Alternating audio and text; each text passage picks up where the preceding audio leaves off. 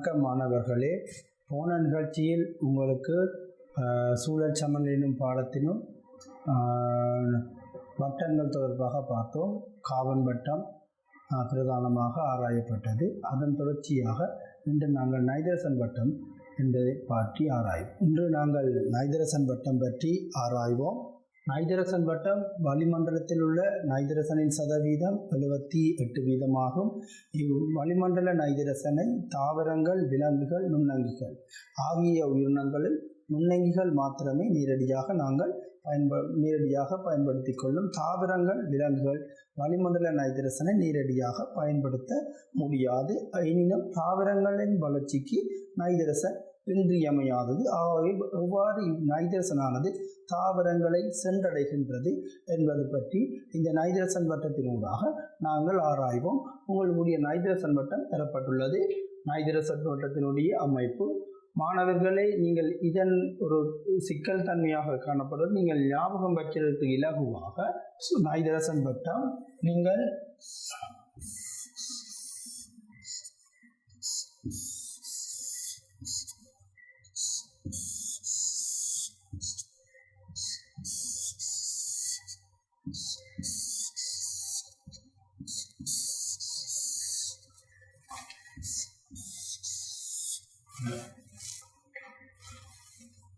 நைதரசன் சதவீதம் 78%.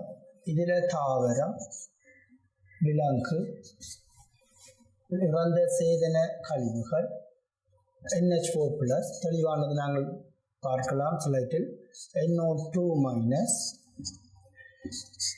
NO3-. So 3-6 பற்றி நீங்கள் நேராக அடிக்கலாம். தாவரத்துக்கு அருகாமையில் விலங்கு பயன்படுத்துவீங்கள். வளிமண்டல நைதரசன் 78%.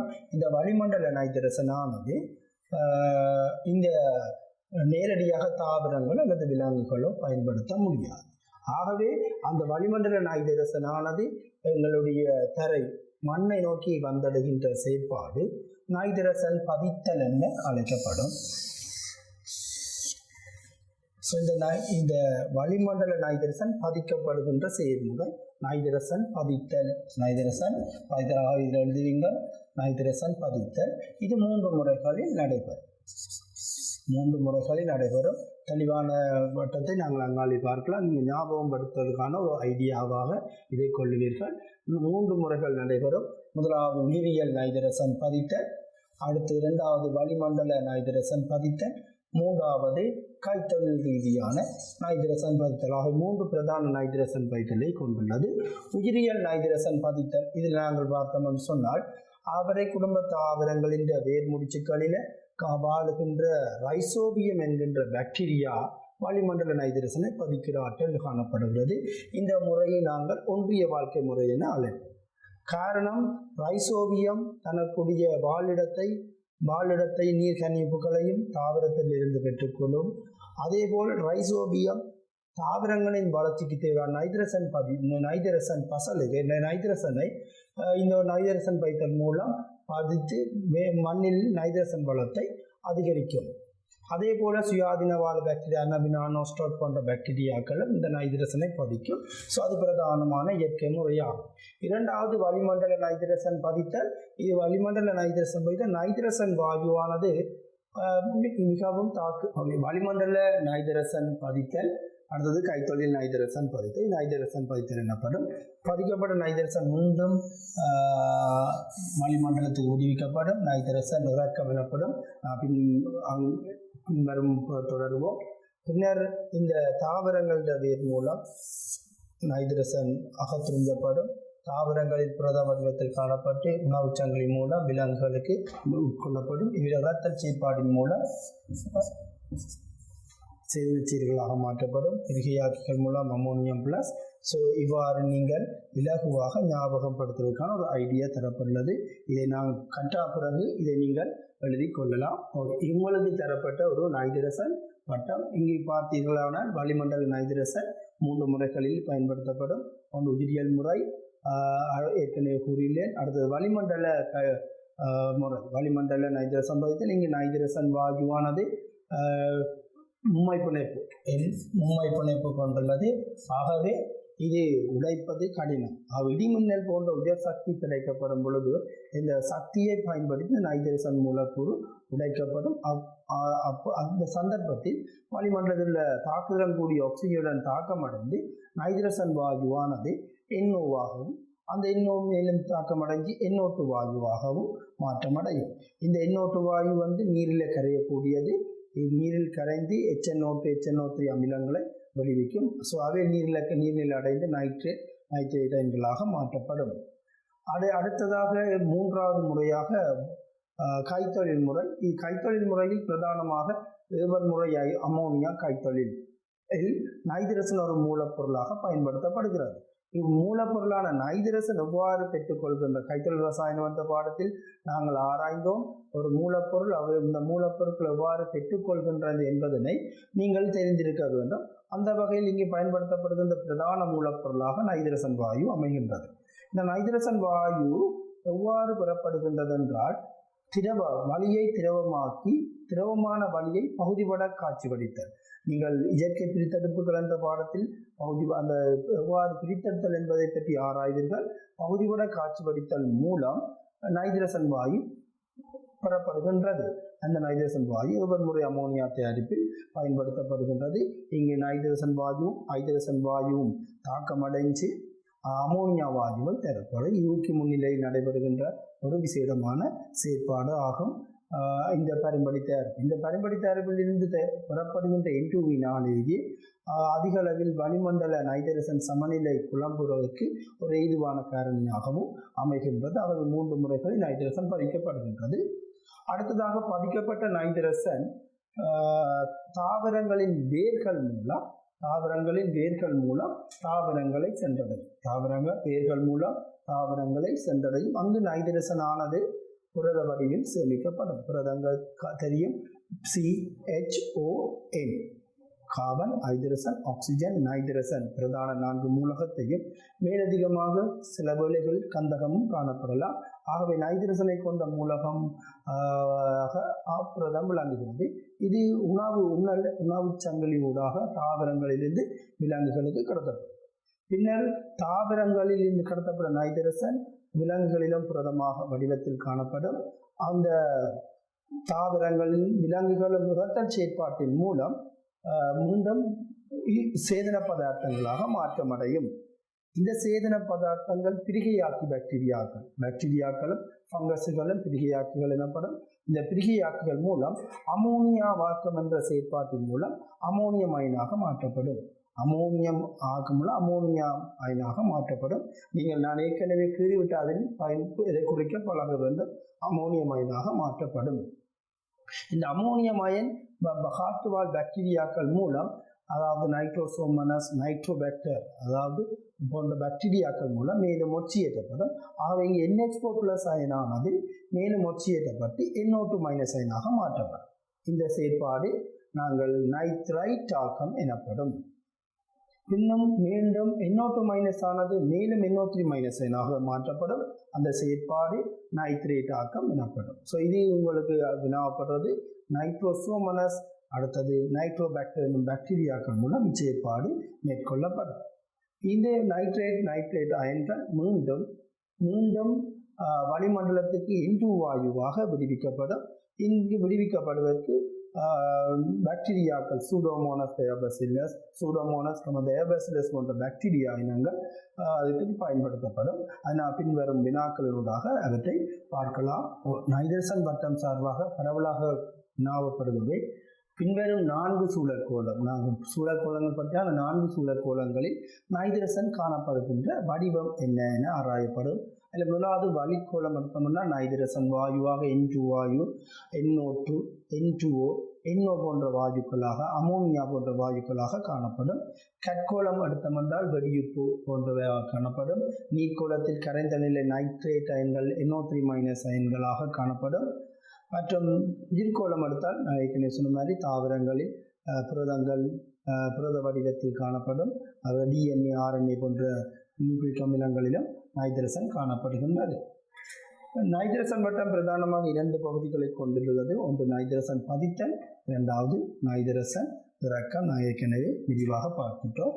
வளிமண்டல நைட்ரசன் எவ்வாறு தாவரங்களை சென்றடைகின்றது நான் ஏற்கனவே உங்களுக்கு அதை பற்றி விரிவாக விளங்கப்படுத்தியுள்ளேன். வளிமண்டல நைட்ரசன் எவ்வாறு தாவரங்களை சென்றடைகின்றது, அடுத்த விலங்குள்ள நைட்ரசன் எவ்வாறு மண்ணை சென்றடைகின்றது அதுவும் உங்களுக்கு விளங்கப்படுத்தப்பட்டது. விலங்குகள் இறக்கம், இறந்த விலங்குகள் பிரிகையாக்கி மூலம் பிரிகையடைந்து மீண்டும் நைட்ரேட் எண்களாக மாற்றப்பட்டு அவை மண்ணை வந்தடைகின்றன. பின்வரும் செயற்பாடுகள் சிறப்பாக இவ்வாறு அழைக்கப்படும். நைட்ரசன் மட்டத்தில் ஒவ்வொரு செயல்முறையும் சிறப்பாக அழைக்கப்படும். அது ஏற்கனவே வினாவில் சொல்லி கூறப்பட்டது. இறந்த கழிவுப் பொருட்கள் அமினோ அமிலங்களாக மாற்றப்படுறது பிரிகையாக்கம் எனப்படும். அமினோ அமிலங்கள் அமோனியாவாக மாற்றப்படுறது அமோனியாவாக்கம் எனப்படும். வளிமண்டல நைட்ரசன் NH4+ ஆக மாற்றப்படுறது நைட்ரசன் பதித்தல். NH4+ NO2- ஆக மாற்றப்படுவது நைட்ரேட் ஆக்கம். NO2- NO3- ஆக மாற்றப்படுவது நைட்ரேட் ஆக்கம். NO2- NO3- N2 ஆகமான நைட்ரசன் இறக்கம். இது உங்களுக்கு எக்ஸாம் பேப்பரில் வினாவப்படுவது. சுயாதீனமாக வாழ நைட்ரசன் பதிக்கும் பாக்டீரியா. நைட்ரசன் பதிக்கும் பாக்டீரியாக்கள் அசெட்டோபாக்டர், முக்கியமாக அசெட்டோபாக்டர், அதேபோல் அனபினா, நோஸ்டாக் போன்ற சைனோபாக்டீரியாக்களும் அடங்கும். ஒன்றிய வாழ் தொடர்புடைய நைட்ரசன் பதிக்கும் பாக்டீரியாக்கள் உதாரணம் ஒன்றிய வாழ்க்கைக்குரியது ரைசோபியம். அவரை குடும்ப தாவரங்கள் வேறு முடிச்சுக்களில் வாழுகின்ற ரைசோ. இதை பற்றி ஏற்கனவே முறையில் நைட்ரசன் இறக்கும் பாக்டீரியாக்களுக்கு உதாரணம் தருக. சூடோமோனஸ் டிநைட்ரிஃபிகன்ஸ், மைக்ரோகோக்கஸ் டிநைட்ரிஃபிகன்ஸ், தயோபசிலஸ் டிநைட்ரிஃபிகன்ஸ். பின்வரும் செயற்பாடுகள் ஏற்கனவே சொன்ன செயற்பாடுகளில் என்னென்ன நுண்ணங்கிகள் பயன்படுத்தப்படுகின்றது என்பது உங்களுக்கு தெரிஞ்சிருக்க வேணும். அது இவ்வாறு ஒரு வினாவப்படலாம். அடுத்ததாக நாங்கள் ஆக்சிஜன் வட்டம் பற்றி ஆராய்வோம். ஆக்சிஜன் வட்டம் பிரதானமாக ஆக்சிஜன் வட்டம் ஓசோனுக்கும் O2க்கும் இடையில் நடைபெறுகின்ற சமநிலையே ஆக்சிஜன் வட்டம். இது ஓசோனானது ஓசோன் படை மண்டலத்தில் காணப்படுகிறது. இது அடுத்த பாடங்களில் நாங்கள் விரிவாக கற்கலாம். ஆகவே ஓசோன் வட்டம் அல்ல ஆக்சிஜன் வட்டமானது கீழ் வளிமண்டலம் அல்ல மேல் வளிமண்டலத்தில் நடக்கும் ஒரு செயற்பாடாகும். ஆக்சிஜன் வட்டத்துக்கான அமைப்பு தரப்பட்டுள்ளது. வளிமண்டல ஆக்சிஜன் 21% காணப்படுகின்றது. இதனை நேரடியாக தாவரங்கள் விலங்குகள் பயன்படுத்தலாம் சுவாச செயற்பாட்டுக்காக. அதேபோல் நுண்ணங்கிகளும் சுவாசத்துக்காக பயன்படுத்துகிற அசைதின பொருட்கள் ஒட்சீரத்துக்காக பயன்படுத்தப்படுகின்றது. வளிமண்டல ஆக்சிஜன் மண் நீருக்கு வந்தடையும். அவையில் அதே போல் அங்கே இருக்க நீர்வாழ் உயிரினங்களும் நீரில் கரைந்துள்ள ஆக்சிஜனை பயன்படுத்தும். மீண்டும் சுவாச செயற்பாட்டின் மூலம் CO2 விடுவிக்கப்படும். மற்றும் தகன செயற்பாட்டுக்கும் வளிமண்டல ஆக்சிஜன் பயன்படுத்தப்பட்டு தகனங்கள் மூலமும் CO2 நீராக விடுவிக்கப்படுகின்றது. அதேபோல் தாவரங்களின் ஒளித்தொகுப்பு செயற்பாட்டின் மூலம் மீண்டும் வளிமண்டலத்துக்கு ஆக்சிஜன் விடுவிக்கப்படும். ஆகவே இந்த வளிமண்டல ஆக்சிஜன் சமநிலை பேணுவதில் தாவரங்கள் மிக முக்கியமாக பங்கு வகிக்கிறது. காரணம் தாவரங்கள் தமது ஒளித்தொகுப்பு என்கின்ற செயற்பாட்டின் போது கார்பன் ஆக்சைடு வாயுவை உள்ளடக்குகின்றன, ஆக்சிஜன் வாயுவை வெளிவிடுகின்றன. ஆகவே இந்த செயற்பாட்டின் மூலமே வளிமண்டலத்தில் CO2 சமநிலை பேணப்படுகின்றது. ஆக்சிஜன் வட்டத்தில் HCN முறையினால் வளிமண்டல ஆக்சிஜன் குறைகிறது. வளிமண்டல ஆக்சிஜன் குறைவதற்கு காரணம் அங்கிகளின் சுவாசத்துக்காக சுவாசத்தின் ஒரு கூறாக ஆக்சிஜன் பயன்படுத்தப்படுகிறது. அச்செயற்பாட்டின் மூலமே ஆக்சிஜன் வட்டத்தில் HCN முறையினால் வளிமண்டல ஆக்சிஜன் அதிகரிக்கின்ற. வளிமண்டல ஆக்சிஜன் அதிகரிப்பதற்கு பிரதான காரணியாக விளங்குவது தாவர. நான் ஏற்கனவே உங்களுக்கு விளங்கப்படுத்தி விட்டேன். அதை விட சூரிய ஒளியினால் நீரை பகுப்படைவதன் மூலமும் விடுவிக்கப்படும். ஆக்சிஜன் வட்டம் வந்து நிகழ்கின்றது. ஆக்சிஜன் வட்டம் மேல் வளிமண்டல ஓசோன் படையில் நிகழ்கின்றது. படைமண்டலத்தில் மாறளவு ஓசோன் காணப்பட காரணம் யாது? நான் ஓசோன் மண்டல சிதைவு பற்றி ஆராயும் பொழுது இதை பற்றி மேலும் விரிவாக இந்த வினாவை பற்றி ஆராயலாம்.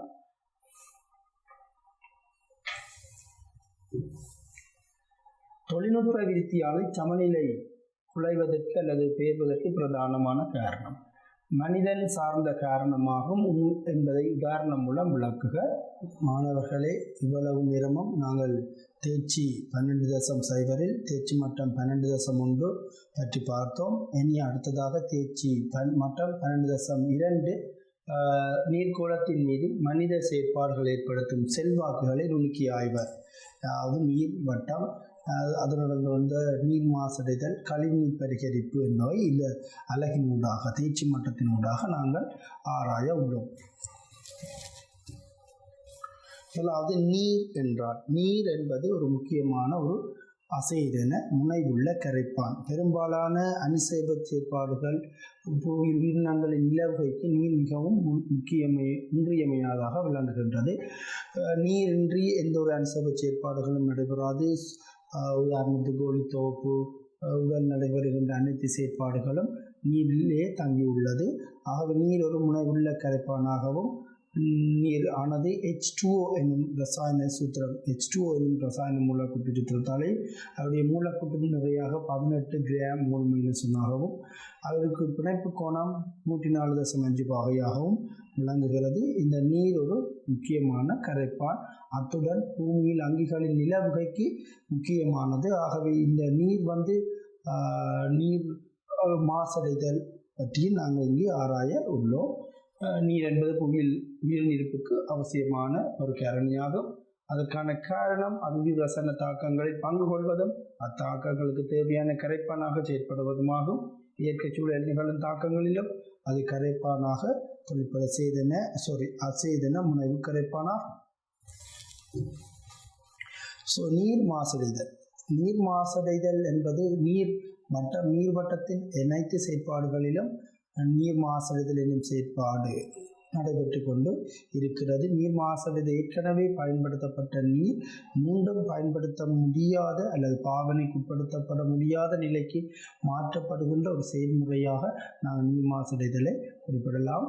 அவை நீரானது இவ்வாறு முனைவுச் சேர்வுகளான ஒரு நல்ல கரைப்பானாக தொழிற்படுவதனால் பல்வேறு பாதகமான முனைவுச் சேர்வுகள் நீரில் நன்கு கரைவதால் நீர் துரிதமாக மாசடையும். இவ்வாறாக பல்வேறு சேர்க்கைகள் நீரில் கரைவதால் அந்நீரானது யாதேனும் குறித்த வேலைக்கு பொருத்தமற்ற நிலையை அடைதலே நீர் மாசடைதல் எனப்படுகின்றது. நீர் புவியின் மேற்பரப்பில் 70% நீர் காணப்படுகின்றது. நீரானது பல்வேறு கோளங்களில் பரவி காணப்படுகிறது. உதாரணம், கடலில் உவர் நீராகவும், மேற்பரப்புகள் ஆறுகள், அருவிகள், ஓடைகள், நீர்வீழ்ச்சிகள், குளங்களில் ஏரிகளில் உள்ளன. நிலக்கரி நீர் புவியின் உள்ளே உள்ள ஊற்று நீர்,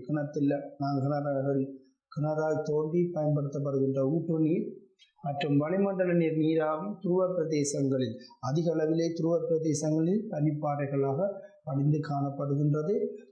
நீர் அதிகளவு நீர் காணப்பட்டாலும், பூமியை சூழ காணப்பட்டாலும் அதற்கு பயன்படுத்தக்கூடிய நன்னீரின் அளவு மிக மிக குறைந்ததாக இருக்கும். அதிகளவில் அவை உவர் நீராகவும் இவ்வாறான பனிப்பாறைகளாகவுமே நீர் மூலக்கூறு காணப்படுகிறது. பாவனைக்காக பயன்படுத்தக்கூடிய நீரின் அளவு மிக மிக மிக சொற்பமாகவே காணப்படுகின்றது. அதேபோல் உயிரியல் நீர், அங்கிகளில் காணப்படுகின்ற, உடலில் காணப்படுகின்ற நீராக நீர் வெவ்வேறு வடிவங்களில் காணப்படுகின்றது. நீர்வட்டமும் நீர் மாசடைதலும். நீர்வட்டம் ஏற்கனவே கார்பன் வட்டம், நைட்ரசன் வட்டம் பார்த்தது போல இங்கே நாங்கள் நீர்வட்டம் பார்க்க இருக்கிறோம். நீர்வட்டம் நீர் மூலக்கூறுகள் பிரதானமாக நீராவியாக, நீர் மூலக்கூறுகள் கடல் நீர், ஆறுகள், ஏரிகள் தரை நீர் போன்றவற்றில் நீரானது நீர் ஆவியாதல் மூலம் சூரிய ஒளியை பயன்படுத்தி ஆவியாதல் மூலம் வளிமண்டலத்தை அடைகின்றது. வளிமண்டலம் அடைந்த நீராவி மூலக்கூறுகள் அங்கே ஒடுக்கமடைந்து மீண்டும் நிலத்தை அல்லது நீர்நிலைகளை வந்தடைகின்றது. அதே போல நீர்நிலைகளுக்கூடாக மண்ணினூடாக உள்ளிருந்து நிலத்தடி நீரையும் சென்றடைகின்றது. அவை கரைக்கப்பட்டு மீண்டும் நிலத்தடி நீர்நிலைகளை சென்றடைகின்றது. நீர்வட்டத்தில் நீரானது சூழலில் வெவ்வேறு பகுதிகளுக்கிடையே பரிமாற்றம் அடைகிறது. நீர்வட்டத்தில் நீரானது வெவ்வேறு சூழல்களுக்கிடையே பரிமாற்றம் அடைகிறது. ஒவ்வொரு சூழல் பரிமாற்றம் அடையும் போது நீரானது மாசடைந்து கொண்டே காணப்படுகிறது. நீர்வட்டத்தின் சகல கட்டங்களில் நீர் மாசடைவுக்கு உள்ளாகும். நீர்வட்டத்தில் உள்ள மிக குறைந்த அளவு மாசடைந்த நீர் வளிமண்டல நீராகும். காரணம், வளிமண்டல நீர் ஆவியாகி வளிமண்டலத்தை அடைவதனால் அங்கே நீரில் காணப்படக்கூடிய, நீருடன் சேரக்கூடிய மாசுக்களின் அளவு குறைவாக காணப்படும். சில சந்தர்ப்பத்தில் வளிமண்டலத்தில் தூசுணிக்கைகளின் மூலம் அதில் ஒரு குறைந்த அளவிலான மாசுக்கள் ஏற்படுத்தலாம். ஏனைய நீரோடு ஒப்பிடும் பொழுது வளிமண்டல நீர் தூய்மையானதாக காணப்படுகிறது. நீர்வட்டத்தில் உள்ள மிக குறைந்த அளவு மாசடைந்த நீர் வளிமண்டல நீர், முகில், நீராவி, மென்மூடு பனி, வெள்துறை பனி, மழை நீர் ஆகும். புவியில் உள்ள நிலநீர் ஆவியாதல் மூலமே வளிமண்டலத்துக்கு நீர் கிடைக்கின்றது. நீரில் கரைந்துள்ள பெரும்பாலான முனைவுத்தன்முள்ள சேர்வைகள் உப்புக்கள் போன்றவற்றின் கொதிநிலை பெருமானம் உயர்வானதாகையால் ஆவியாக செல்லும் நீர் ஆவியாக செல்லும், ஆனால் உப்புக்கள் ஆவியாக மாட்டாது. அதன் அடிப்படையில் நீர் ஆவியாகும் பொழுது உப்புக்கள் காணப்படாதபடியாலே நீரானது ஆவியாகும் நீர் மிகவும் தூய்மையானதாக காணப்படுகின்றது. எனினும் ஆவிப்பரப்புள்ள சேர்வைகள், வளிமண்டலத்தில் காணப்படக்கூடிய ஆவிப்பரப்புள்ள சேர்வைகள் SO2, NO2, H2S போன்றவற்றுடன் நீர் கரையும். அதேபோல ஒளி ரசாயன செயல்முறைகள் காரணமாக வளிமண்டல உற்பத்தியாகும் பல்வேறு ரசாயன சேர்வைகள் NO2, SO2, H2SO4, HNO3, ammonium nitrate போன்ற வளிமண்டல நீரில் கரைகின்றன. வளிமண்டலத்தில் உள்ள மிகச்சிறிய தொங்கல் நிலையில் உள்ள தூசு, மகரந்த மணிகள், பாக்டீரியா போன்ற துணிக்கைகளும் வளிமண்டல நீருடன் சேர்ந்தால் அந்நீர் மாசடைகின்றது. வளிமண்டல நீரானது மீண்டும் வீழ்படிவு மூலம் மழை நீராக எங்களுடைய மலைப்பனி, வெள்ளுரை பனி, மென்மூடு பனி மற்றும் பனிக்கட்டி மழையாக புவி மேற்பரப்பை அடைகின்றது. இவ்வாறாக புவி மேற்பரப்பில் நீரின் ஒரு பகுதி புவி மேற்பரப்பின் வழியோடி வழிதலாலும் மேலும் மாசுதலுக்கு உள்ளாகும். காரணம், இவை புவி மேற்பரப்பின் வழியே ஓடும் பொழுது நீர் ஒரு சிறந்த கரைப்பானாக விளங்குவதனால் அங்கே மேற்பரப்பில் உள்ள காணப்படுகின்ற கனி உப்புக்கள் என்பன நீருடன் கரைந்து அவையும் அடித்து செல்லப்படுவதனால் அங்கே நீர் மாசடைந்து காணப்படுகிறதுக்கான வாய்ப்புகள் அதிகரிக்கின்றது. அதே போல நீரும் நிலத்தில் காணப்படுகின்ற பசலைகள், கைத்தொழில் ரசாயன கழிவுகள் மூலமும் அவற்றின் கழிவுகள் கரைந்த நிலையில் வெளியேற்றப்பட்ட நீர்நிலைகளை அடைவதனாலும் நீர் மாசடைகின்றது. இதே போல மாசடைந்த நீர் நிலத்தடியை நீரை சென்று விவசாய நடவடிக்கைகளாக பயன்படுத்தப்படுகின்ற கலைநாசினிகள், பசலைகள், பிடைக்கொல்லிகள் போன்றவற்றின் அதிகளவு பாவனை மூலம் இந்த நீரில் கரைந்துள்ள அந்த ரசாயன பதார்த்தங்கள் நிலத்தடி நீரை சென்றடைந்து நிலத்தடி நீரையும் மாசடைகிறது. அதேபோல் நிலத்தடி நீரூடாக அவை நீர்நிலைகளை கழுவப்பட்ட நீர்நிலைகளை சென்றடைந்து அங்குள்ள நீர்நிலைகளையும் மாசடைய செய்கின்றது.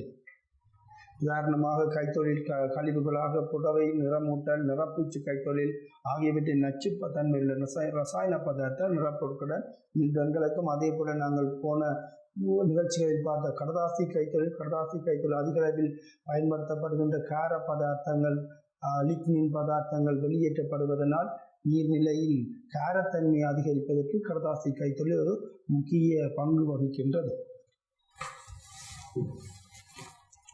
அடுத்ததாக நாங்கள் நீரின் தர நியமங்கள். நாங்கள் ஒரு குடிநீரை எடுத்துக்கொண்டு சொன்னால் நாங்கள் எல்லா நீரையும் பருகுவதில்லை. நீரை நாங்கள் பயன்படுத்தம் என்றால் உவர்நீர், நன்னீர், சவர்நீர் என வகைப்படுத்தலாம். நாங்கள் குடிநீருக்காக நன்னீரையே பயன்படுத்துகிறோம். காரணம், உவர்நீரை பயன்படுத்துவதில்லை. காரணம், அங்கே குடிநீருக்காக பரிந்துரைக்கப்பட்ட நீரிலே காணப்படக்கூடிய பதார்த்தங்களின் அளவு உவர் நீரில் உப்பின் அளவு கூடுதலாக அதை நாங்கள் குடிநீராக பயன்படுத்தலாம். ஆகவே ஒவ்வொரு தேவைக்காகவும் நாங்கள் பயன்படுத்தப்படும் நீர்கள் ஒரு தர நிர்ணயத்துடன் காணப்படும். தர நிர்ணயங்கள் பற்றி நாங்கள் ஆராயலாம். பயன்படுத்தப்படும் கருமத்துக்கும் நீரின் பொருத்தப்பாட்டை அளந்தறிவதற்காக நீரில் கரைந்துள்ள மற்றும் கரையாத நிலையில் நீரில் உள்ள பொருட்களுக்கான உச்ச இழிவு மட்டம் அல்லது வீச்சு தீர்மானிக்கப்பட்டுள்ளது. இவை நீரின் தர பரிமாணங்கள் ஆகும். உதாரணமாக குடிநீர் மற்றும் கழிவுநீர் நீரில் தர பரிமாணங்கள் மாற்றமடைகின்றது. இலங்கையில் வீடுகளில் பயன்படுத்தப்படும் பொருத்தமான நீரில் அடங்கியிருக்க உயர்வு இழிவு அளவு அல்லது வீச்சு தரப்பட்டுள்ளது. நிறம், கலங்கள் தன்மை, pH பரிமாணம். குடிநீரின் pH பரிமாணம் 6.5 தொடக்கம் 8.5 ஆக விளங்குகிறது. ஆக்சிஜன், ரசாயன ஆக்சிஜன்கள் COD, மொத்த கரைந்த நிலை திண்மங்கள், நீரின் வெண்மை, கல்சியம் கார்பனேட்டின் அளவு, மொத்த பொசுபேட்டு, ஆசனிக், ஹட்மியம், அனீயம், பார உலோகங்கள். நாங்கள் ஒவ்வொன்றையும் பற்றி தொடர்ந்து வருவதில் ஆராயலாம். நீரின் தரநியங்கள். நீரின் தரநியங்கள் 2 வகையாக பிரிக்கிறோம். பௌதிக மற்றும் ரசாயன தர நிர்ணயங்கள். பௌதிக தர நிர்ணயங்களாக சுவை, நிறம், கலங்கள் தன்மை, கடத்தாறு, pH, கரைந்த நிலை திண்மங்கள் போன்றவற்றை பௌதிக தர நியமங்களாக குறிக்கப்படும். மற்றும் ரசாயன தர நியமங்களாக நீரிலே காணப்படக்கூடிய பார உலோகங்கள் COD, BOD மற்றும் நீரின் வன்மை என்பன குறிக்கப்படும். இதை தவிர நீரிலே காணப்படக்கூடிய நுண்ணங்கிகள் ஈகோலிஃபார்ம், சல்மனல்லா போன்றவையும் இங்கு நாங்கள் நீரின் தர நிர்ணயங்களாக கருதப்படுகின்றது. கழிவுநீரின் தர பரிமாணங்கள். கழிவுநீர் என்பது ஏற்கனவே நாங்கள் ஒரு நீர் பயன்படுத்தப்பட்டு மீண்டும் பயன்படுத்த முடியாத நிலையில் உள்ள நீரை நாங்கள் கழிவுநீர் என கொள்ளப்படும். நீரின் தர பரிமாணங்கள். முதலாவதாக pH பெருமானம் பற்றி ஆராயலாம். pH என்பது நீர்நிலையில் கரைசலின் மூலத்தன்மை அல்லது அமிலத்தன்மையின் வெளிப்பாடு pHனால் வெளிப்படுத்தப்படுகிறது. pH என்பது பொட்டன்ஷியல் ஆஃப் ஹைட்ரஜன்.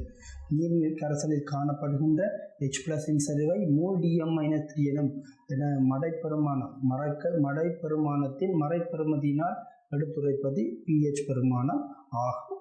இலங்கையின் குடிநீரின் pH பெருமானமாக 6.5 தொடக்கம் 8.5 பரிந்துரைக்கப்பட்டுள்ளது. அன்றாட வாழ்வில் பயன்படுத்தப்படும் நீர்க்கரைசல்கள் சிலவற்றின் pH பெருமானம் 9.14 கருதப்படுகிறது. அதில் 7 நடுநிலை pH பயன்படுத்தப்படுகிறது. அன்றாட வாழ்க்கை நாம் வண்ணமிலங்கள், வன்காரங்கள், மின்னமிலங்கள், மென்காரங்கள் ஆகிய பதார்த்தங்களை நாங்கள் பயன்படுத்துகிறோம். எங்களுடைய குருதி அன்னளவாக pH பெருமானம் 7க்கு அண்மையில் இருக்கிறது. பால் 7க்கு அண்மையில் உள்ளது. கோப்பி, இறப்பைச்சாறு, ஒவ்வொரு இறப்பைச்சாறு உணவு சமன்பாட்டின் முக்கிய கூறாக இறப்பையில் விளைவிக்கப்படுகின்ற எச்சியல் அமிலம் 1.5-2 எனும் வண்ணமிலமாக எங்களுடைய இறப்பைச்சாறிலே சுரக்கப்படுகிற எச்சியல் அமிலம் விளங்குகிறது. இனிப்பி பானங்கள், துப்புரவாக்கிகள், நாங்கள் ஏற்கனவே படித்த சவற்காரம், துப்புரவாக்கிகள், அப்பச்சோடா, வெளிச்சம் கருவிகள் போன்றவற்றின் pH பெருமானங்கள் தரப்படலாம். அன்றாட வாழ்க்கையை நாங்கள் வன்காரங்கள், வண்ணமிலங்கள், மின்னமிலங்கள், மென்கார பதார்த்தங்களை பயன்படுத்துகின்றோம். கடத்தார். நீர்நிலைகளில் காணப்படக்கூடிய அயன்களின் அளவை எடுத்து கூறக்கூடிய ஒரு பரிமாணமாக இந்த கடத்தாறு விளங்குகிறது. நீர்நிலையில் அயன்களின் அளவு, நீரில் கரையக்கூடிய உப்புக்களின் அளவு அதிகரிக்கும் பொழுது நீரின் கடத்தாறு அதிகரிக்கிறது. நீரிலே கரைந்துள்ள உப்புக்களின் அளவு குறைவாக இருக்கும் பொழுது நீரின் கரைதிறன் குறைவடைகின்றது. இந்நீரின் கரைதிறனை அளப்பதற்காக கடத்தார்மானி பயன்படுத்தப்படும்.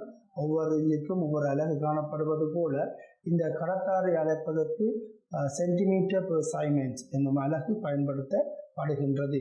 அதேபோல நீர்நிலைகளில் காணப்படுகின்ற இந்த கடத்தாரின் அளவு குறைவாக காணப்படுவதால் இவற்றை நாங்கள் மைக்ரோசைமன் சென்டிமீட்டர் என்னும் அலகினாலும் தெரிவிக்கப்படும். மைக்ரோமீட்டர் என்பது ஒரு மைக்ரோமீட்டர் 10⁶ மீட்டராக விளங்குகிறது. அதேபோல் ஒரு மைக்ரோமீட்டர் 10⁶ கிராமாகவும் விளங்குகிறது. நாளாந்த வாழ்வில் பயன்படுத்தும் சில நீர்க்கரைசல்களின் கடத்தாறு பெருமானங்கள். அயன்கள் நீக்கப்பட்ட நீர், காய்ச்சி வடித்த நீர், குடிநீர், பால், சைவரசம், சைவரன், எச்சியல் கரைசல். அடுத்ததாக கலங்கள் தன்மை. கலங்கள் தன்மை என்பது எவ்வாறு அளவிடப்படுகின்றது என்றால், ஒரு நீர்க்கரைசலின் ஊடாக நீரின் ஊடாக உட்செல்லுகின்ற ஒளியின் அளவின் அடிப்படையில் இந்த கலங்கள் தன்மையின் அளவு தீர்மானிக்கப்படுகின்றது. எளிய பரிசோதனை மூலம் இந்த கலங்கள் தன்மையை காட்டுவதாயின், நாங்கள் நீர்க்கரைசலை எடுத்து அதற்குள்ளே சோடியம் டைசல்ஃபேட் கரைசலை எடுத்து, சோடியம் டைசல்ஃபேட் கரைசல் ஆரம்பத்தில் நிறமற்றதாக இருக்கும். அதன் ஊடாக நாங்கள் சூரிய ஒளியை அவதானிக்கும் பொழுது தெளிந்த வானிலையாக வடிவாக தெரியும். காலை பொழுது எவ்வாறு இருக்கும் அந்த மாதிரி நாங்கள் அவதானிக்கலாம். ஆகவே ஒளி ஊடுருவும் அளவு உயர்வாக இருக்கும். அதனுள்ளே நாங்கள் ஹைட்ரோகுளோரிக் அமிலத்தை சேர்க்கப்படும் பொழுது இந்த ஹைட்ரோகுளோரிக் அமிலம் சோடியம் டைசல்ஃபேட்டும் தாக்கமடையும்.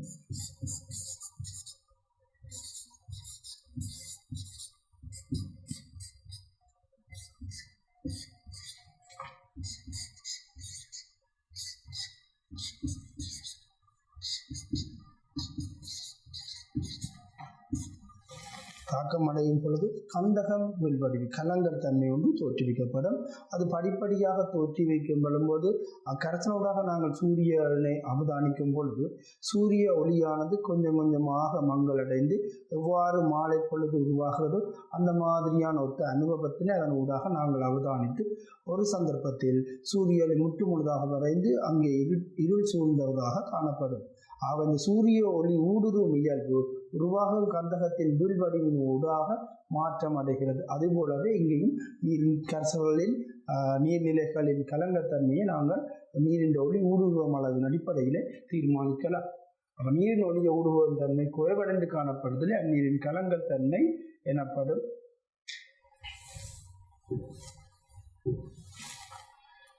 இந்த கலங்கல் தன்மைக்கு காரணம் கந்தக வீழ்வடிவு உருவாகுவது போல் இங்கே நீர்நிலைகளின் கலங்கல் தன்மைக்கு காரணம் அங்கே உருவாகின்ற தொங்கல் நிலை துணிக்கைகளும் கரைந்துள்ள சேதன மாசுக்களும் ஆகும்.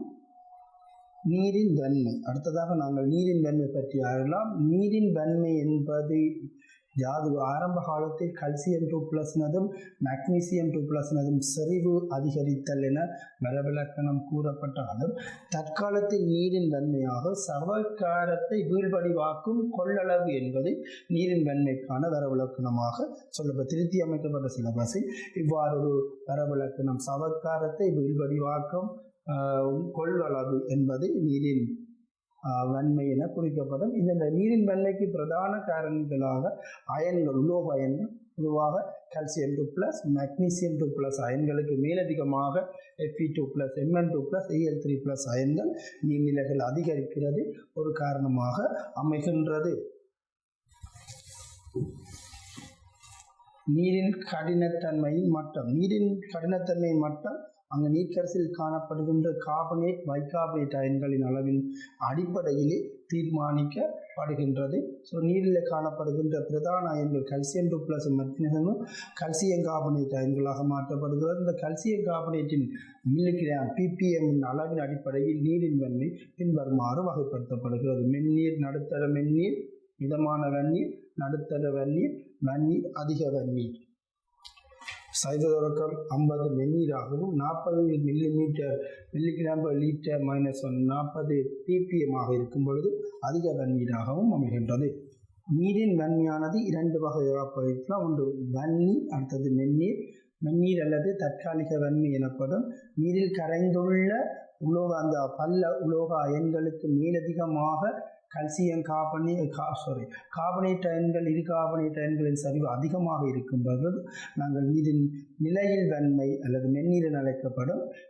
நிலையில் வன்மை எவ்வாறு அகற்றலாம் என்றால் நீரை நாங்கள் கொதிக்க வைப்பதன் மூலம் கார்பனேட் பைகார்பனேட் அயன்களை கார்பனேட் வீழ்வடிவுகளாக அகற்றுவதன் மூலம் இதன் தன்மையை வைத்துக் கொள்ளலாம். சாதாரணமாக நாங்கள் வீடுகளிலே நீரை பருகும் முன் நீரை நாங்கள் கொதிக்க வைத்து பருகுவதில் சிறந்ததாக கொள்ளப்படுகிறது.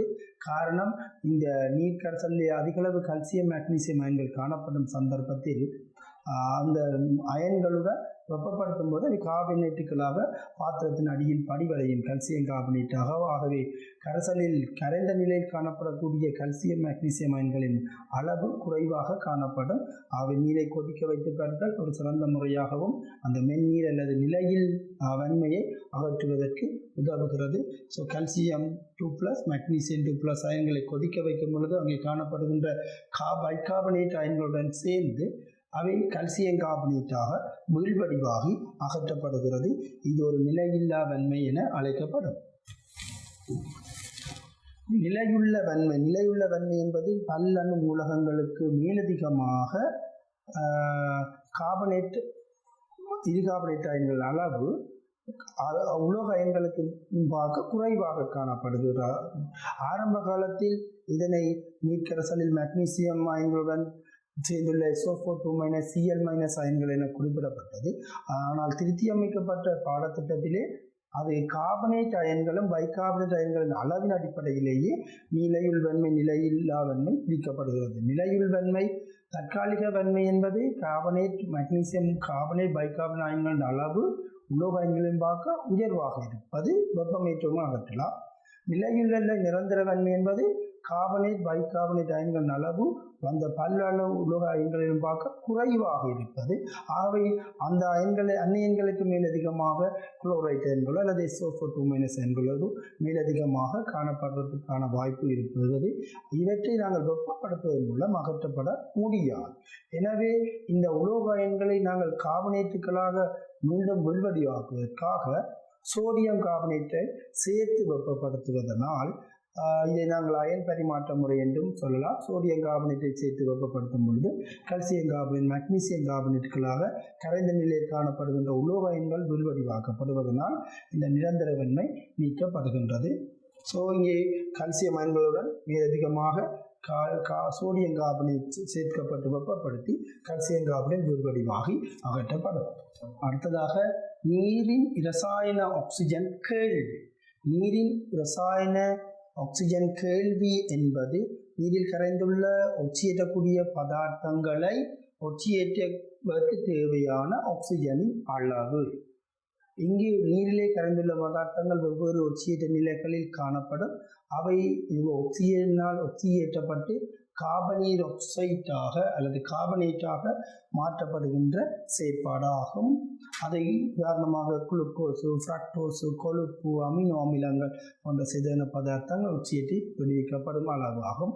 அதே போல அசேதன பதார்த்தங்களாக Fe2+, Mn2+ போன்ற அயன்களும் ஒட்சியேற்றப்படக்கூடிய ஆற்றல் இதன் மூலம் வெளிப்படுத்தப்படும். இதனை நாங்கள் நியமிப்பு முறை மூலம் புரிந்து கொள்ளலாம். இலங்கையின் மத்திய சுற்றாடல் அதிகார சபையினால் வெளியிடப்பட்டுள்ள கழிவு நீரின் உச்ச COD மட்டங்கள். நீரில் கரைந்துள்ள ஆக்சிஜனின் அளவை தீர்மானிப்பதில் நீர்வாழ் உயிரினங்கள் செல்வாக்கு செலுத்துகின்றன. காரணம் அவற்றின் ஒளித்தோப்பின் மூலம் நீர்மூழ்கிலேயே ஆக்சிஜன் வாரி விடுவிக்கப்படும். உதாரணமாக அல்கா, சயனோபாக்டீரியாக்கள் மற்றும் சூரிய ஒளியின் முன்னிலை உற்பத்தி செய்யப்படும் ஆக்சிஜன், நீரில் கரைதல் ஆகியவை நீரில் கரைந்த நிலை ஆக்சிஜனுக்கு காரணமாகின்றன. பொதுவாக 21 பாய்ச்சி வெப்பநிலையிலும் ஒரேடியம் வளிமண்டல அமுக்கத்திலும் நீரில் கரைந்த ஆக்சிஜன் மட்டத்தின் அளவு 9 ppm 9 மில்லிகிராம் லீட்டர் -1 ஆகும். ஆகவே நீரில் கரைந்த ஆக்சிஜன் மட்டமானது நீரில் நிகழும் பல்வேறு ரசாயன மாற்றம் உயிர் செயல்முறை காரணமாக குறைவடையும். இவ்வாறு நீரில் ஆக்சிஜன் அளவு 5 ppm குறைவடையும் போது நீர்வாழ் உயிரினங்களுக்கு ஆக்சிஜனுக்கான அழுத்தம் உள்ளாகும். எனவே அப்பெருமான 1 ppm வரை குறைவடையுமாயின் நீரில் வாழும் மீனினங்கள் இறக்கும். அடுத்ததாக நீரில் காணப்படும் பார உலோக அயன்கள் அடங்கி இருத்தல். பார உலோகங்கள் அடங்கியிருத்தல் என்னும் வரவிலக்கணம் திட்டவட்டமாக கூறப்படவில்லை. அது பின்வருமாறு கூறப்படுகின்றது. உலோகவியலில் பார உலோகம் என்பது 5 கிராம் சென்டிமீட்டர் -3 மேற்பட்ட அடர்த்தியுள்ள அல்லது 5 மேற்பட்ட சார் அடர்த்தியுடைய உலோகங்களை நாங்கள் பார உலோகங்களாக கருதுகிறோம். அதாவது பார உலோகம் என்பது திட்டவட்டமான வடிவம் வரவிலக்கணம் இல்லை. அதனால் 5 கிராம் சென்டிமீட்டர் -3 அடர்த்தி கூடிய உலோகங்களை நாங்கள் பார உலோகங்கள் சொல்லுகிறோம். பௌதிகவியலில் அணுவன் 20 மேற்பட்ட உலோகங்களை நாங்கள் பார உலோகங்களாக கொள்ளப்படுகிறது. மற்றும் இரசாயனவியலில் சல்ஃபைட் மற்றும் ஹைட்ராக்சைட்டுகளுடைய அயன்களுடன் கரையாத வீழ்வடிவுகளை தோற்றுவிக்கின்ற உலோக அயன்களை அல்ல உலோகங்களை நாங்கள் பார உலோகங்களாக கருதப்படுகின்றன. நீரில் அடங்கியுள்ள நச்சுத்தன்மையான பார உலோகங்களும் அவற்றின் மூலகங்களும் அவ்வுலோகங்களின் செல்வாக்குகளும். இந்த பார உலோகங்கள் நீர்நிலைகளுக்கு கைத்தொழில், ஆடை கைத்தொழில் மற்றும் சாயங்கள் விடுவிக்கப்படுதல், வெப்பமான தயாரிப்பு போன்றவற்றில் மேற்கூறி போன்றவை, கலைநாசினிகள், பீடநாசினிகளை பயன்படுத்துவதனாலும் இந்த உலோகங்கள் விடுவிக்கப்படும். அந்த உலோகங்கள் விடுவிக்கப்பட்ட அந்த நீரை பருகுவதனால் பல்வேறு பிரதிகூலங்கள் ஏற்படுகின்றது. உதாரண நோய் ஏற்படுகிறது, சிறுநீரக பாதிப்பு, நரம்பு தளர்ச்சி மற்றும் குறைபாட்டு குழந்தைகள் பிறப்பதற்கான வாய்ப்புகள் அதிகரிக்கிறது. அந்த வகையில் பார உலோகங்களை நேரடியாக நீரினால் நீர் மாசடைதலுக்கு மிக முக்கியமான காரணமாகவும் விளங்குகின்றது. ஆர்சனிக், கைத்தொழில் கழிவு நீர், கொசுப்பேற்று பசலைகள், மாசுக்கள், நிலக்கீழ் நீர், பங்கசு, கொள்ளில திறனியல் கூறுகள் செல்வாக்கு புற்றுநோயாக்கி ஆர்சனிகோயிசியா நோயாக்கி. ஹட்மியம் கைத்தொழில்களில் வெளியேற்றப்படுவது சுரங்க கழிவுகள், உலோக சுத்திகரிப்பு கழிவுகள், மூல மின்னேற்றக்கூடிய மின்கல அடுக்குகளிலிருந்து விடுவிக்கப்படுகின்றது. நொதியங்களின் தொழிற்பாடு தடைப்படல், உயர் குருதிய முக்கம், சிறுநீரக கோளாறுகளுக்கு கட்மியம் அயன்கள் பிரதான செல்வாக்கு செலுத்துகிறது. ஈயம் கைத்தொழில் கழிவுகளில் சுரங்க கழிவுகள், ஈயம் சேர்ந்த ஹெசோலின் பெட்ரோலியம், ஈயம் சேர்ந்த பூச்சு வகைகள், உலோக குழாய், பட்டாசு பிடித்தல், நாங்கள் பூச்சு வகை ஈயக்குரோமைட் மஞ்சள் நிறத்துக்காக பயன்படுத்தப்படுகின்றன படித்திருக்கிறோம். ஸோ இதனாலே சிறுநீரக செயலிழத்தல், இனப்பெருக்க கோளாறு, பிள்ளைகளின் உடல் உள்ளம் மெல்ல விருத்தியடைதல், குருதிச்சோகை, ஹீமோகுளோபின் நிரோதிப்பு மற்றும் முகக்கூறி கைத்தொழில் கழிவுகள் வெவ்வேறு கனியங்களில் சுவற்றளவில் காணப்படல், நிலக்கரி தகனம், ரசாயனம் அடங்கிய சாதனங்கள், CFL, வெப்பமானிகள், பேட்டரி சாதனங்கள், மூளை பாதிக்கப்படல், நித்திரையின்மை, சிறுநீரக கோளாறுகள், மினமாட்டா நோய். அடுத்ததாக நாங்கள் நீரை சுத்திகரிப்பு அல்லது கழிவுநீர் பரிகரிப்பு என்பது பற்றி ஆராயலாம். கழிவுநீர் என்பது ஏற்கனவே நாங்கள் பயன்படுத்தப்பட்ட நீர் ஆனால், அதாவது தொழிற்சாலை வீடுகளில் ஏற்கனவே நாங்கள் பயன்படுத்தப்பட்ட நீர் மேலும் பயன்படுத்த முடியாத நிலைக்கு மாற்றப்படுகின்ற நீராகும். ஆகவே நீரை நாங்கள் சுத்திகரித்த பின்னரே நன்னீர் நிலைகள் அல்லது நீர்நிலைகளை நாங்கள் விடப்பட வேண்டும். ஸோ அதனாலே நாங்கள் இந்த நீரை சுத்திகரித்தல் என்பது மிக முக்கியமான ஒரு விடயமாகும். நீர் சுத்திகரிப்பது மாசடைந்த அல்லது மனித நுகர்வுக்கு பொருத்தமற்ற நீரை பரிகரித்து மனித நுகர்வுக்கு பொருத்தமான நிலைக்கு மாற்றுதல் ஆகும். மேலும் கைத்தொழில் கழிவு நீரை பரிகரித்து அதனை மானங்களை கழிவுநீர் வெளியேற்றல் நியமங்களுக்கு இசைவடைய செய்த பின்னர் வெளியேற்றுதலும் நீர் பரிகரிப்பில் அடங்கும். கழிவுநீர் பரிகரிப்பில் நாங்கள் பிரதானமாக 3 படிமுறைகளின் ஊடாக நடைபெறும். ஒன்று முதலான பரிகரிப்பு, துணையான பரிகரிப்பு, அடுத்தது புலியான பரிகரிப்பு மற்றும் தொட்டு நீக்கல் எனும் 4 பிரதான காரணிகளை கொண்டுள்ளது. அந்த வகையில் கழிவுநீர் பரிகரிப்பு என்பது முக்கியமாக முதலான பரிகரிப்பும் துணையான பரிகரிப்பும் அதில் அடங்குகின்றது. கழிவுநீர் பரிகரிப்புக்கான ஒரு அமைப்பு படத்தில் காட்டப்பட்டுள்ளது. கழிவுநீர் முதலான பரிகரிப்புக்கு உட்படுத்தப்படுகிறது, துணையான பரிகரிப்புக்கு உட்படுகின்றது.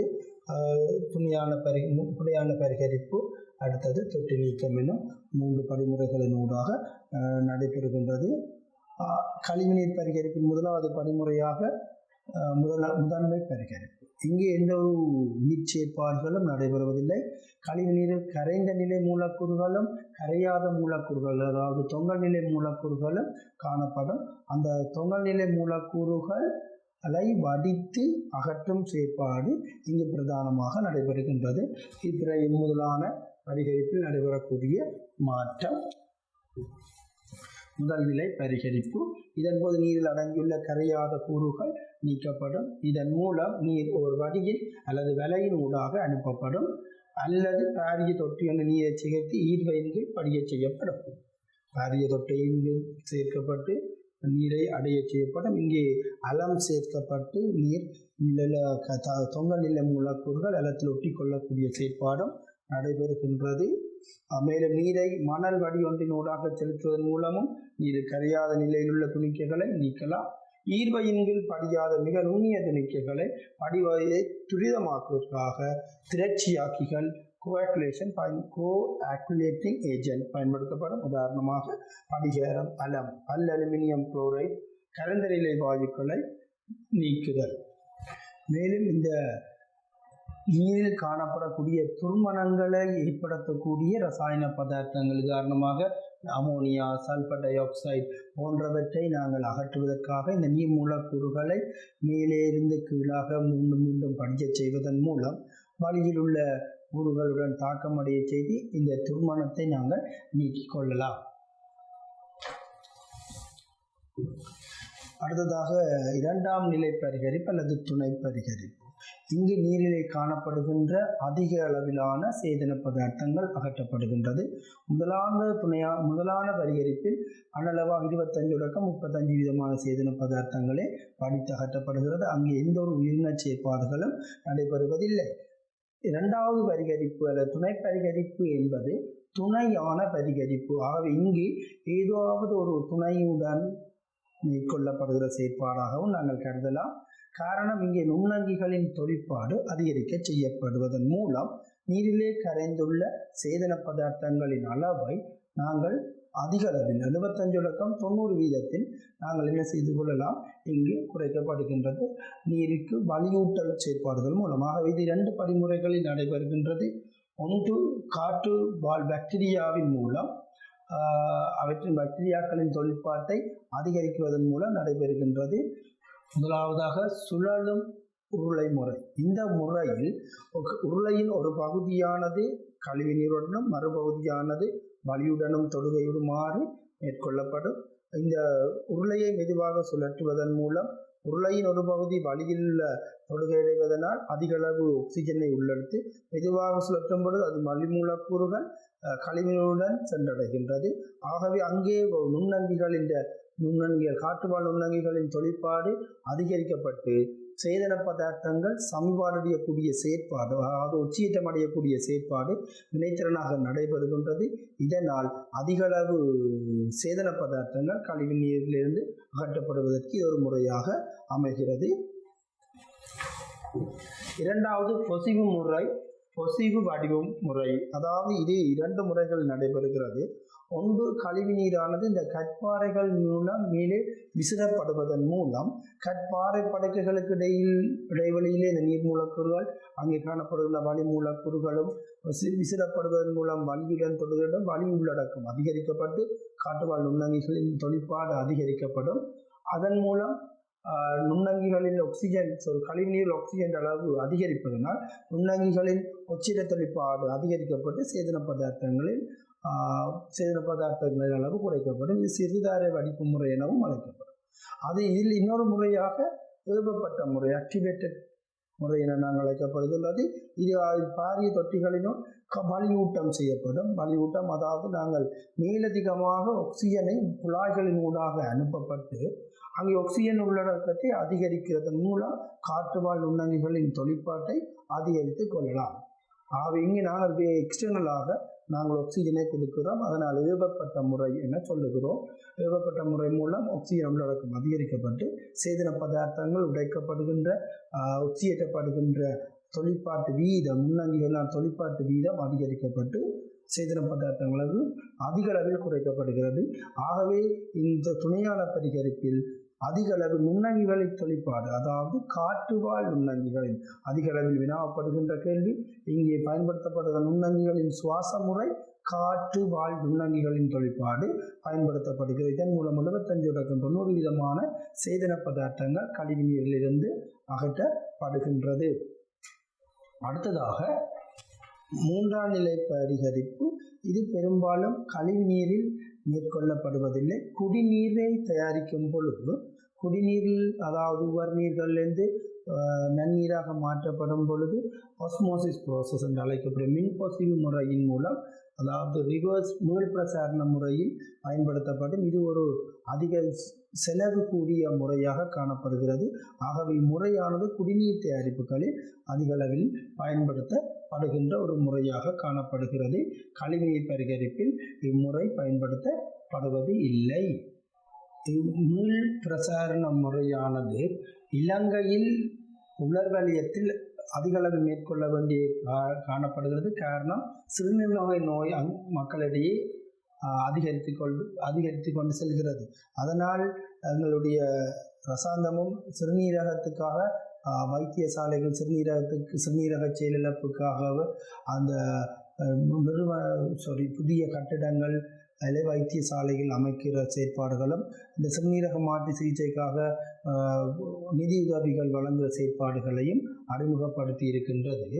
அதே போல் அரேபிய, மத்திய கிழக்கு நாடுகளிலும் மாலதீவு போன்ற நாடுகளிலும் இந்த சுத்தமான நீர் கிடைப்பது அரிதாகினால் அவர்களும் நீர் தேவைகளுக்காக பாரிய அளவில் மீள் பிரசாரண நீர் பரிகரிப்பு முறையை கையாண்டு கடல் நீர்ந்து சுத்தமான நீர் பெறப்படுகின்றது. ஆக இந்த பொடியான பரிகரிப்பு என்ற செயற்பாடு அதிக அளவில் குடிநீர் கைத்தொழிலில் பயன்படுத்தப்படுகிறது. குடிநீர் தயாரிப்பில் கழிவுநீர் தயாரிப்பில் பயன்படுத்துவது குறைவு. அதேபோல் கழிவுநீர் பரிகரிப்பில் காணப்படக்கூடிய தீங்கு விளையக்கூடிய நிறப்பதார்த்தங்கள், வாயு பதார்த்தங்களை அகற்றுவதற்காக ஏவப்பட்ட கார்பன், ஆக்டிவேட்டட் கார்பனை பயன்படுத்துவது உண்டு. பின்னர் அடுத்ததாக இவ்வாறு நீக்கப்பட்ட பரிகரிக்கப்பட்ட நீரானது இறுதியாக கிருமி நீக்கம் செய்யப்பட வேண்டும். கிருமி நீக்கம் செய்யப்பட்ட பின்னரே அவற்றை நாங்கள் நன்னீர்நிலைகளுக்கு விடுவிக்கலாம்.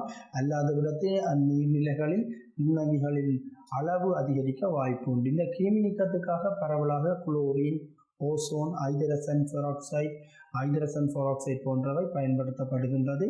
எனினும் எங்களுடைய நாடுகளில் குளோரின் போன்றவையே பரவலாக பயன்படுத்தப்படுகின்றது. இவ்வாறு தொட்டி நீக்கப்பட்ட நீர் மீண்டும் நன்னீர்நிலைகளை அடைய விடப்படும். இதுவே கழிவுநீர் பரிகரிப்பில் நடைபெறுகின்ற ஒரு செயற்பாடாகும். இது அதிக அளவில் MCQ வினாவிலையும் அமைப்பு கட்டுரை வினாக்களிலும் வினாவப்பட்டு கொண்டு இருக்கின்றது.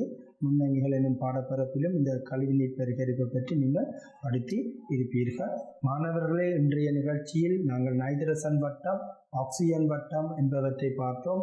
அதன் தொடர்ச்சியாக நீர் மாசடைதல், நீர்வட்டம், கழிவுநீர் பரிகரிப்பு போன்றவற்றை ஆராய்ந்தோம். இதன் தொடர்ந்து வரும் நிகழ்ச்சிகளில் வளி மாசடைதல் பற்றி நாங்கள் ஆராய உள்ளோம். அதிலிருந்து உங்களிடமிருந்து விடைபெறுகின்றேன். நன்றி, வணக்கம்.